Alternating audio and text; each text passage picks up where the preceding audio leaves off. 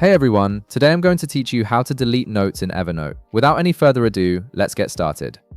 First, open your Evernote app and log in with your credentials to access your account. Once you're logged in and the app loads, direct your attention to the left panel of your screen. You'll see several navigation options here, and you'll want to click on Notes. This section is where all your saved notes are stored and organized, making it easy to browse through everything you've created. After clicking on Notes, the left panel will display a complete list of all the notes you've saved in your Evernote account.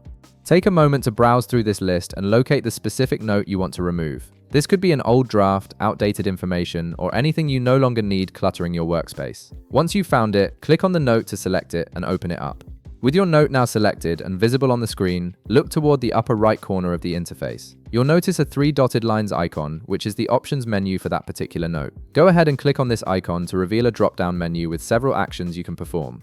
From this menu, scroll down until you find the option that says Move to Trash. This is the action that will remove the note from your main notes section and place it in your trash folder instead. Click on Move to Trash, and the note will automatically be moved to your trash folder. This happens instantly, so you won't need to confirm the action or wait for any additional prompts. The note is now out of your main workspace, helping you keep your Evernote organized and free of unnecessary clutter.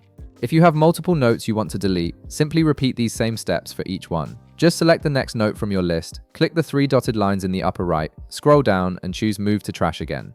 And that's it.